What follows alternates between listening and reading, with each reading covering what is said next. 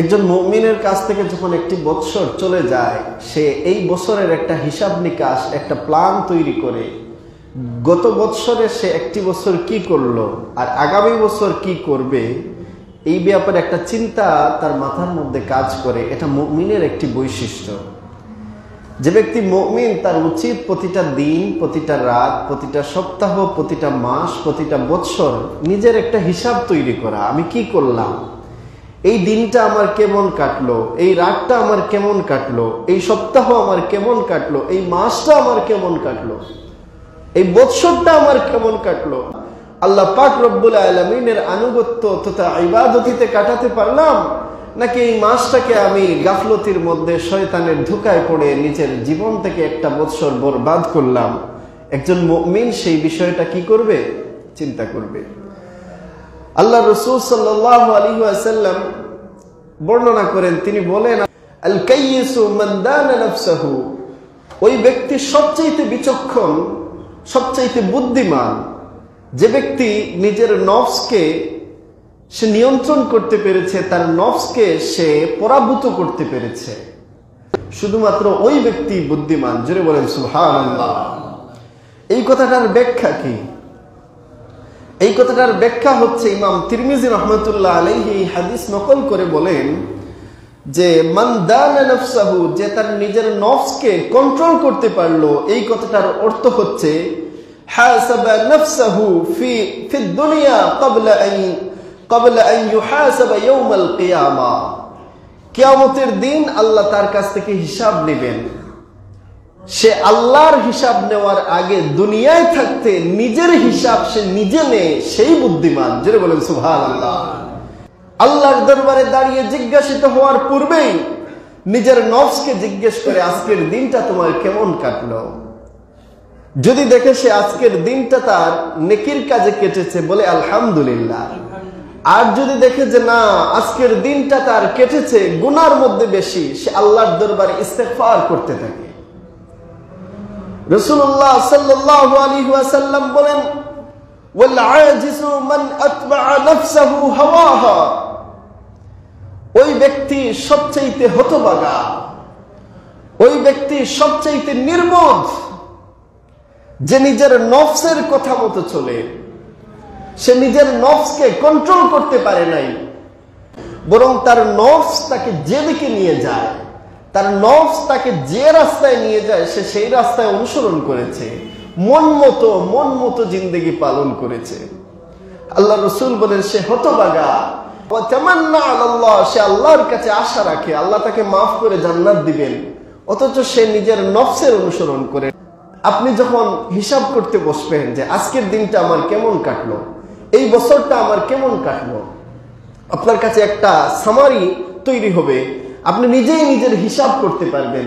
দেখবেন যে এই বছর তো আমি দান সদকা তেমন একটা করতে পারি নাই, এই বছর তো আমার গুনার কাজ, অমুক অমুক দিন আমি তো এত গুনাহ করেছি। এগুলো আমাদের স্মৃতিপটে অটোমেটিক চলে আসে। আপনি যখন বছর শেষে, মাস শেষে, সপ্তাহ শেষে, দিনের শেষে হিসাব করবেন, দেখবেন আপনার হিসাব নিকাশ আপনার সামনে চলে আসবে। একজন মুমিন যখন দেখবে তার হিসাবে, তার নিজের হিসাবে, আল্লাহর হিসাব প্রয়োজন নেই, নিজের হিসাবে দেখবে সে অপরাধী, তখন একজন মুমিনের কি রাতে আর ঘুম আসবে? সে চিন্তা করবে, আমি তো বড় গুনাহগার, তাহলে আমার উচিত কি, আমার গুনাহকে কমানো প্রয়োজন। সে বেশি বেশি করে ইস্তেগফার শুরু করবে। রাসূলুল্লাহ বলেন, যে ব্যক্তি নিজেকে হিসাব করে নিজের নফসকে জান্নাতি না জাহান্নামী সে নিজে ডিসাইড করেছে, হিসাব করে তার নামটা যখন দেখে যে জাহান্নামীদের কাতারে, সে তখন নিজের নফসকে আরো নিয়ন্ত্রণ করে গুনাহ থেকে আরো বেঁচে থেকে বেশি বেশি তওবা ইস্তেগফার করে সে জান্নাতি হয়ে যায়। তাই সে বিচক্ষণ। যদি বলেন সুবহানাল্লাহ। এক কোয়ালিটির মানুষ বিচক্ষণ, আরেক ধরনের মানুষ এরা নির্বোধ। রাসূলুল্লাহ সাল্লাল্লাহু আলাইহি ওয়াসাল্লাম বলেন, এরা অক্ষম, আল আজিজ, এরা বিচক্ষণ নয়, এরা অক্ষম, এরা নির্বোধ। কারণ নিজের নফসের হিসাব সে নিজে নেয় না, সে নিজের নফসের অনুসরণ করে। আতবা'a নাফসাহ, তার নফস তাকে যে রাস্তা দেখায় সে সেই রাস্তায় চলে। আতবা'a নাফসাহু হাওয়াহা, নফসের কুপ্রবৃত্তির ডাক শুনে। আর সে কোনো হিসাব নাই, কোনো ইস্তেগফার নাই, কোনো তওবা নাই, কিন্তু মনে মনে সে আশা রাখে, ইয়াতামান্না আলাল্লাহ, সে আশা রাখে আল্লাহ তাকে মাফ করে দিবেন। কিন্তু আল্লাহ তো তাকে মাফ করবেন না। নিজের নফসের হিসাব আপনি নিজে নেন নাই। তাই আমাদের উচিত প্রতিটা মাস, প্রতিটা বছর শেষ হলে নিজের একটা হিসাব করা।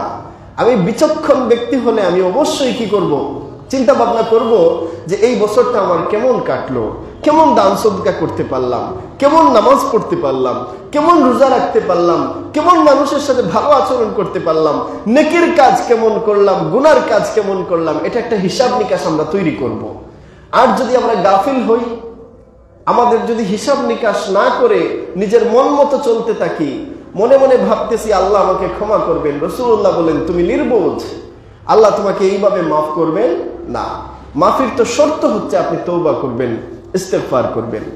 এজন্য হযরত ওমর ইবনুল খাত্তাব রাদিয়াল্লাহু তাআলা আনহু আমিরুল মুমিনিন তিনি বলেন, হাসিবু আনফুসাকুম ক্বাবলা আন তুহাসাবু।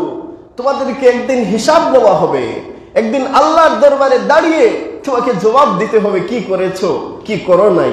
প্রতিটা বিষয়ে আপনাকে জবাবদিহিতা করতে হবে। নেকি পাল্লা ভারী হবে না গুনার পাল্লা ভারী হবে, চিন্তা আপনাকে করতে হবে।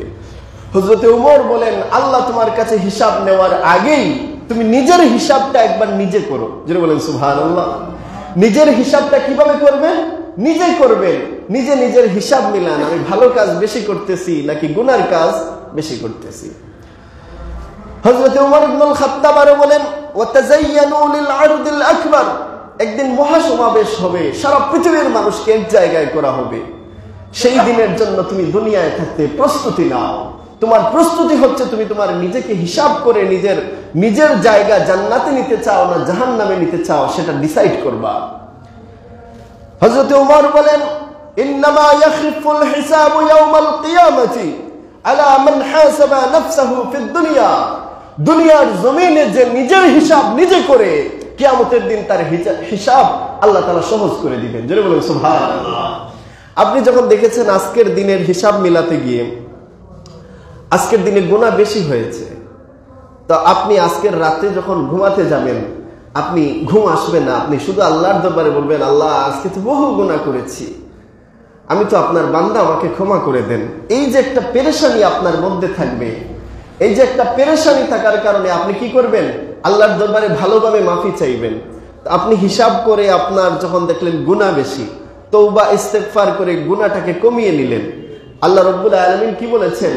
যে তিনি বলেছেন, ইন্নাল হাসানাতি ইউযহিবনাস সাইয়্যাত। মানুষ যখন নেক আমল করে, তওবা করে, ইস্তেগফার করে, তখন তার গুনাহ মুছে যায়। আপনি যখন তওবা করবেন, ইস্তেগফার করবেন, আস্তে আস্তে দেখবেন আপনার গুনাহ খাতা মুছে গেল। তার মানে আপনি হিসাব করে আপনার নেকির পাল্লাকে ভারী করলেন আর গুনার পাল্লাকে হালকা করে দিলেন।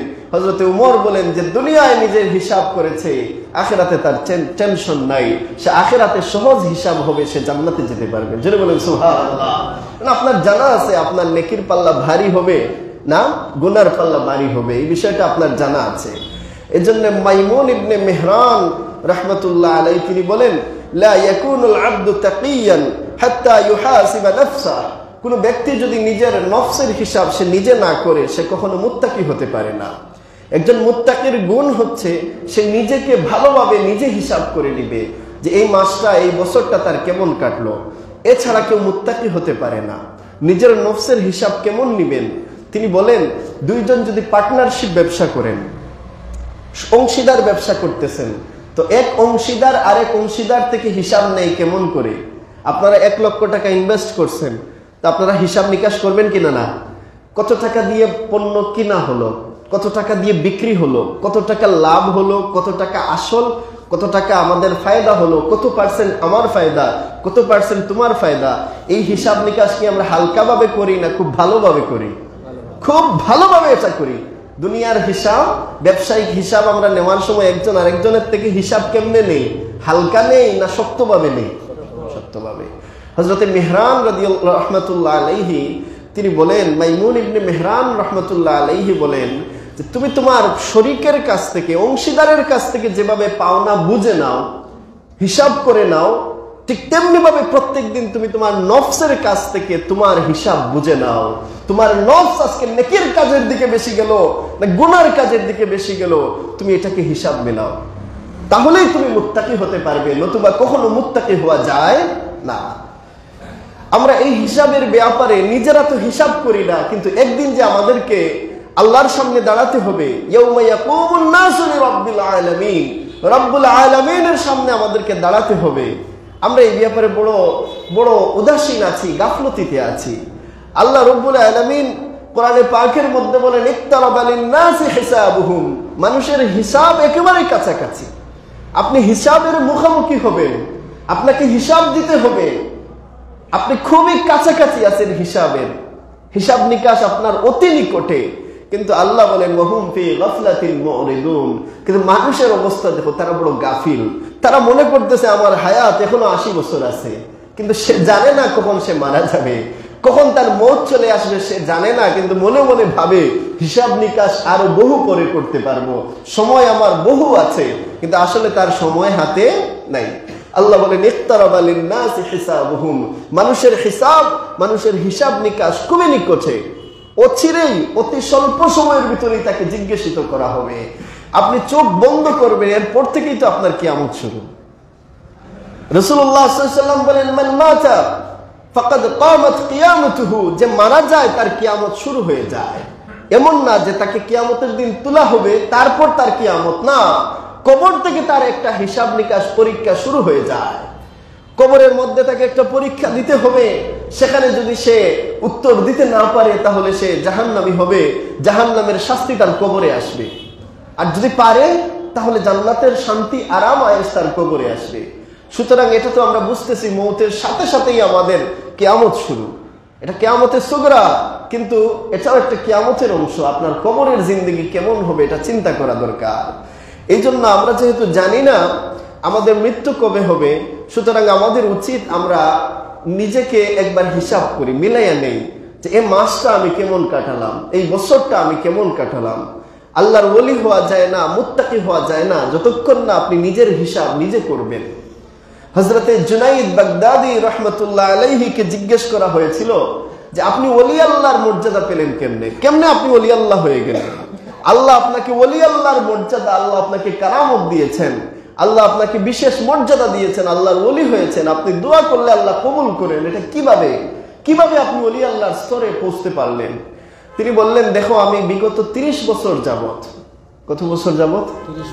30 বছর যাবত প্রতিদিন রাতে আমি যখন ঘুমাতে যাই আমি আগে আমার হিসাব করি। আগে আমি কি করি? আমার হিসাব মেলাই। আজকের সকাল থেকে রাত ঘুমানো পর্যন্ত আমি কি কি কাজ করলাম। আপনি সকাল থেকে রাত পর্যন্ত কি কি করেছেন আপনার মনে আছে না নাই? সকালে ঘুম থেকে ওঠার পর আপনি চায়ের দোকানে গিয়ে কতজন মানুষের গীবত করেছেন, কার ব্যাপারে আলোচনা করেছেন, আপনার ইয়াদ আছে না নাই? আছে। আপনি যখন জোহরের আজান হয়েছে আপনি তখন আড্ডায় মত্ত ছিলেন, নামাজে আসেন নাই। আসরের আজান হয়েছে বাজারে বা খেলাধুলায় মত্ত ছিলেন। মাগরিব কেমন কাটলো, এশা কেমন কাটলো, ঘুমানোর আগে আপনি কি করলেন, কতবার আলহামদুলিল্লাহ বললেন, কতবার আল্লাহর শুকরিয়া আদায় করলেন, প্রতিটা বিষয় আপনার জানা আছে। আপনি একটু হিসাব মিলান। জুনাইদ বাগদাদি রহমতুল্লাহ আলাইহি বলেন 30 বছর যাবত আমি আমার হিসাব মিলাই। তো হিসাব মিলালে দেখা যায় কোনোদিন আমার নেকির পাল্লা ভারী আছে, মানে বেশি নেকির কাজ করেছি, তো আলহামদুলিল্লাহ আর আমি ঘুমালাম। আর যদি দেখি না আমার আজকের দিনটা ভালো কাটে নাই, আমার কিছু গুনাহ হয়েছে, নেকির চাইতে গুনার পরিমাণ বেশি, তাহলে রাত্রিবেলা জেগে জেগে আল্লাহর দরবারে তওবা ইস্তেগফার করেছি, আমার গুনাহ মাফি না করাইয়া ঘুমাই নাই, বা শেষ রাতে দাঁড়িয়ে আমি আল্লাহ রব্বুল আলামিনকে সিজদা দিয়েছি, লম্বা কিয়াম করেছি, তাহাজ্জুদ পড়েছি, আল্লাহর কাছে কান্নাকাটি করেছি, এইভাবে 30 বছর সাধনা করতেছি, আমি নিজের হিসাব মিলাই। এই জন্য মনে হয় আল্লাহ আমাকে ওলি আল্লাহর স্তরে পৌঁছে দিয়েছেন। তাহলে আপনি আমি যদি নিজের মুহাসাবা না করি, হিসাবটা নিজে না মিলাই, বছর শেষে অন্তত যদি একবার হিসাব না করি, এই জিন্দগিতে আমরা কেন আসলাম? এটা তো বুক বিলাসের জিন্দগি। হ্যাঁ, ইন্নামাদ দুনিয়া মাতাউল গুরুর, দুনিয়া হচ্ছে ধোঁকার জায়গা। এখানে লাভ, লোভ, লালসা আমাদেরকে মত্ত করে রেখেছে। কিন্তু আল্লাহ তো এই জন্য আমাদেরকে পাঠান নাই, আমরা ভোগ করার জন্য আসি নাই। আমরা যেভাবে রিজেক পান করব, রিজেক বক্ষণ করব, ঠিক তেমনি ভাবে আমরা আল্লাহ রব্বুল আলামিনের শুকরিয়া আদায় করব, আল্লাহর আদেশ মেনে চলব। এই দুনিয়াতে আমরা শুধু আসি নাই যে ফুর্তি করব আর আনন্দ করব, এই জন্য এটা আমাদের খেয়াল করা দরকার। তাই বছরের শেষে যদি আপনার আমার কিছু করার থাকে, উচিত হচ্ছে আমি আমার বিগত বছরের হিসাবটা একবার মেলানো দরকার। মোমবাতি যেমন জ্বালিয়ে রাখলে আস্তে আস্তে এটা কমতে কমতে এক সময় নিঃশেষ হয়ে যায়, প্রতিটা বছর যাওয়া মানে মোমবাতির মতো আমাদের হায়াত থেকে কিছু অংশ কমে যাওয়া। আমরা শেষের দিকে যাচ্ছি, আমরা ফানার দিকে যাচ্ছি, এক সময় আমরা ধ্বংস হব, আমরা কেউ বেঁচে থাকবো না, এটা আমরা জানি। তাই এই বছর শেষে আমাদের ফুর্তিতে মত্ততে, আনন্দ ফুর্তিতে মত্ত না হয়ে আমাদের একটু চিন্তা করা দরকার যে গত বছরটা কেমন কাটালাম, কি কি করলাম আর কি কি করা উচিত ছিল, করতে পারি নাই কি, আল্লাহর দরবারে বিগত বছরের জন্য মাফি চাওয়া, সামনের বছর যেন নেকির কাজ করতে পারি এই বিষয়ে আল্লাহর তৌফিক চাওয়া। এটাই তো আমাদের বছর শেষে একজন মুমিনের দায়িত্ব এবং কর্তব্য হওয়া উচিত। আপনারা কি বলেন? এটাই উচিত কিনা না? কিন্তু আমাদের তো এগুলো সময় নাই, কখন আমরা হিসাব করব? আমরা চেষ্টা করি বছরের শুরুটা কত জমকালো ভাবে, কত আয়োজন করে গুনার কাজ দিয়ে শুরু করা যায়। জোরে বলেন নাউজুবিল্লাহ। আমরা শুরু করি এই বছরের প্রথম দিনটাকে সেলিব্রেট করা, ইহুদি খ্রিস্টান মূর্তি পূজারীদের সাদৃশ্য ধারণ করে আমরা 31st নাইট পালন করি।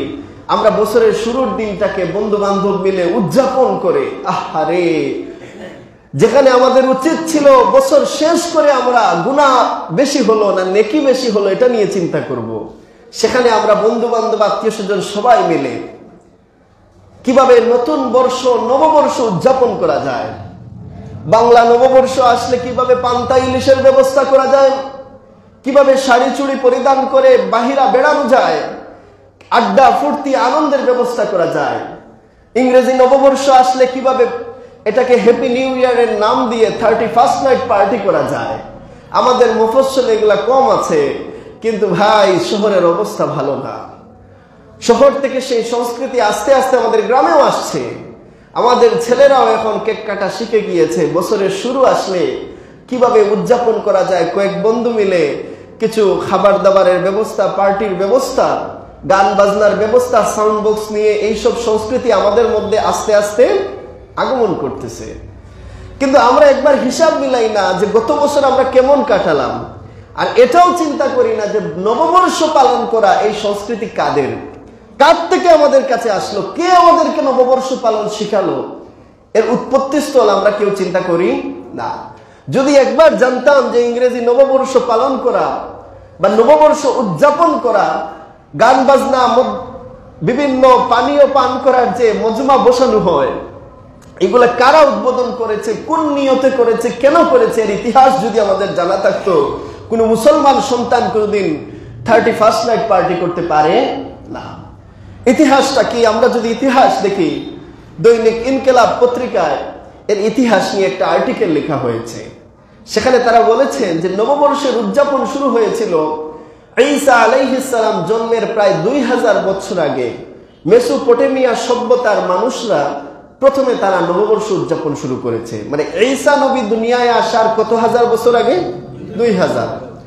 2000 বছর পূর্বে যখন এই নববর্ষ পালন শুরু হয়েছিল, এরা কোন উদ্দেশ্যে শুরু করেছিল, কোন মাসকে বৎসরের প্রথম ধরত এবং কত তারিখকে তারা উৎসবের দিন ঘোষণা করত, এইসব বিষয়ে জানা যায় না। যেহেতু ঈসা নবী জন্মেরও কত বছর আগে? 200 বছর আগে, 2000 বছর, 200 না, কত? 2000। তো ইতিহাস এই মেসোপটেমীয় সভ্যতার নববর্ষ পালনের মূল উদ্দেশ্য সম্পর্কে আমাদের জ্ঞান নাই, কিন্তু আমরা জানতে পারি ঈসা নবী জন্মের 800 বছর পূর্বে। জুড়ে বলেন কত বছর পূর্বে? 800। ঈসা নবী দুনিয়ায় আসার 800 বছর পূর্বে ইরানের পারস্য সম্রাট, যার নাম ছিল জামশেদ, ইরান পারস্য, এই পারস্য ছিল অগ্নি পূজারকদের এলাকা। এখানে মানুষ উপাসনা করত, আগুনের পূজা করত। ইরানের মানুষ কিসের পূজা করত? আগুনের পূজা করত। সেই অগ্নি পূজারক বাদশাহ জামশেদ, সে ঈসা নবী জন্মের 800 বছর পূর্বে নওরোজ নামে, কি নামে বলেন তো? নওরোজ মানে নববর্ষ উদযাপন অনুষ্ঠান শুরু করে। তাহলে আমরা দেখতে পাচ্ছি নববর্ষ উদযাপন শুরুর ইতিহাসটা জড়িত আছে কার সাথে? অগ্নি পূজারক পারসিকদের সাথে। অর্থাৎ অগ্নি পূজারক বাদশার উৎপত্তি করা নববর্ষ উদযাপন অনুষ্ঠান, এটা এখনো ইরানে আছে। তারা এখনো খুব ভাব গম্ভীর্যের সাথে নওরোজ পালন করে। আমি রাসূলুল্লাহ সাল্লাল্লাহু আলাইহি ওয়াসাল্লাম নওরোজ পালন করা সম্পর্কে কি বলেছেন এটা আমি পরে আসছি, কিন্তু আগে ইতিহাসটা বলে নেই। তো আমরা দেখলাম প্রথমে নববর্ষ উদযাপন শুরু করেছে অগ্নি পূজারকরা। যারা বলেন কারা?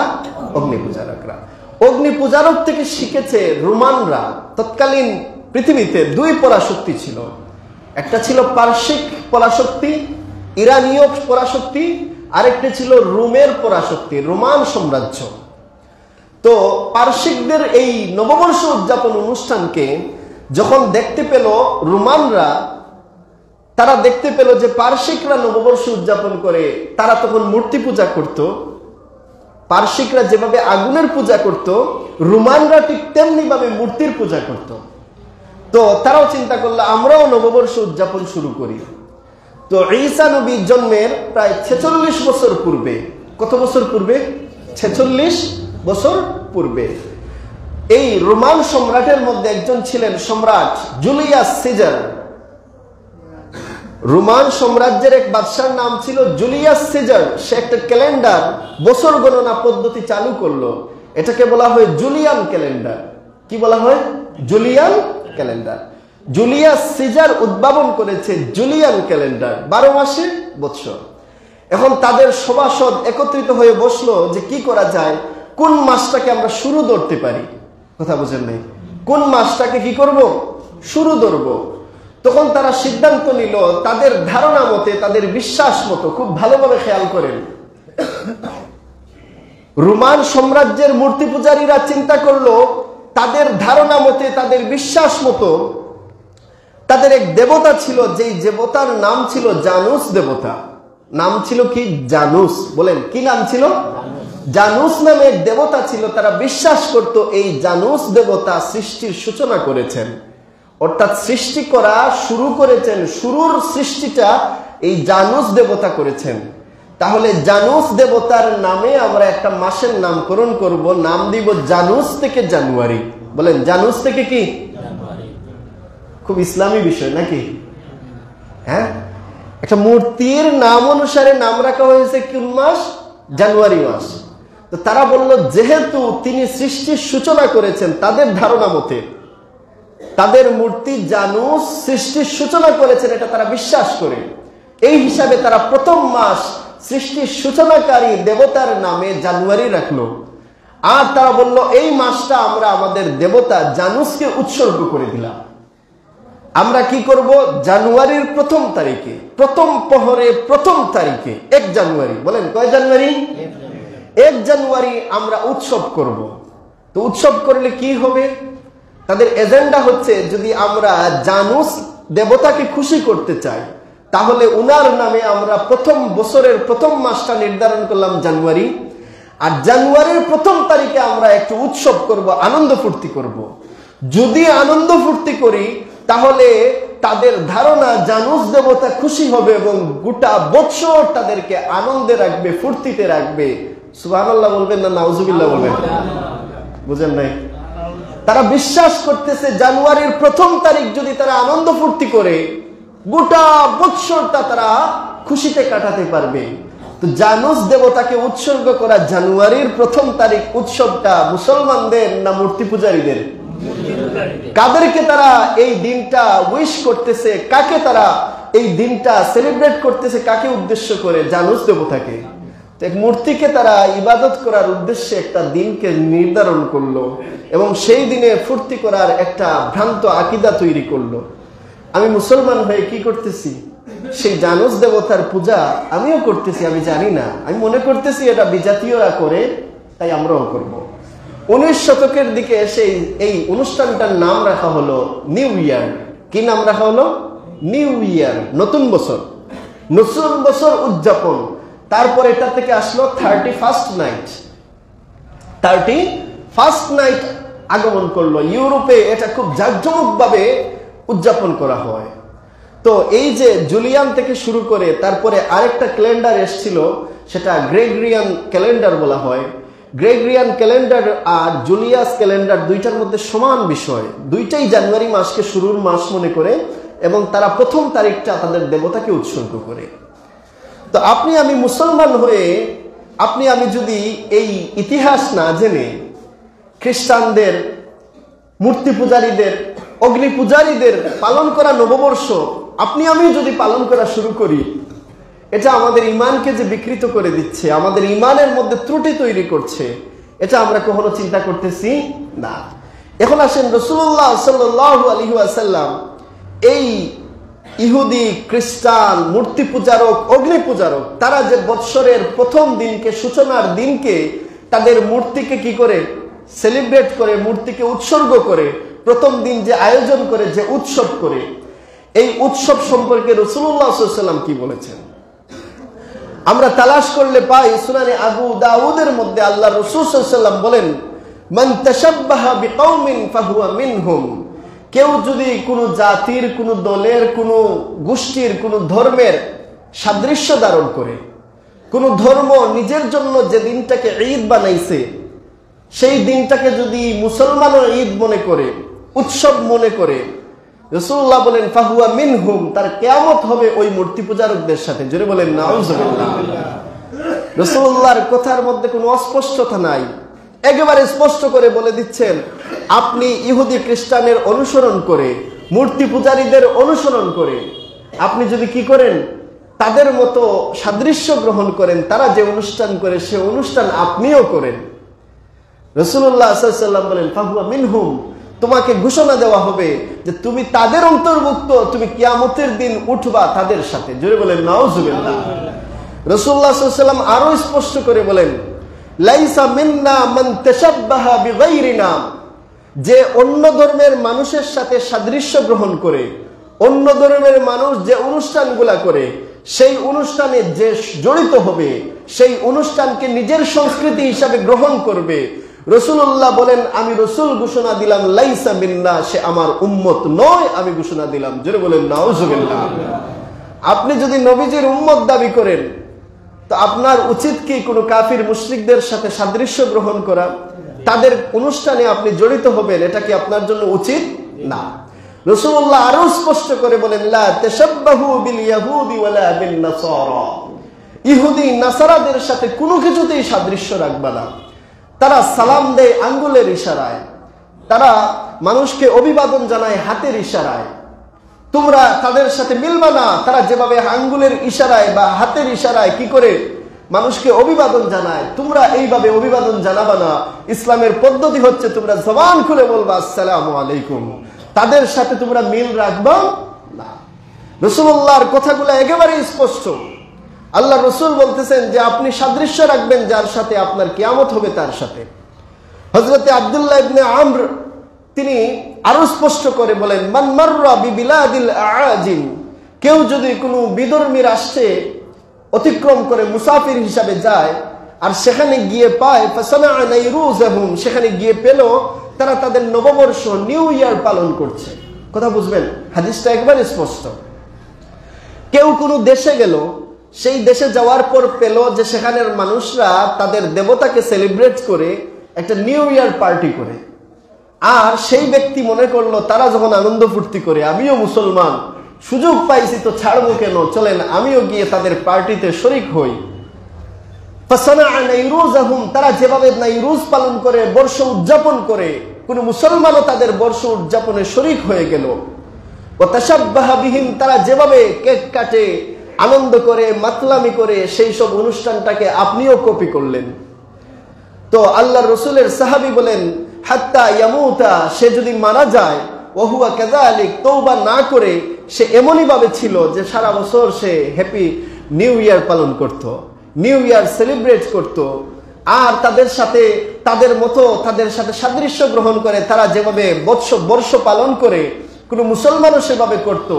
তিনি বলেন, হুশিরা মাহুম ইয়াউমাল কিয়ামা, কিয়ামতের দিন ওই ইহুদি, খ্রিস্টান, অগ্নি পূজারক, মূর্তি পূজারকের সাথেই আল্লাহ তাকে তুলবেন, মুসলমানের সাথে তাকে তুলবেন না। জোরে বলেন নাউজুবিল্লাহ। এই হাদিসগুলা কি অস্পষ্ট? একেবারে নাইরুজ শব্দ এসেছে। নাইরুজ মানে বছরের প্রথম দিনকে পালন করা।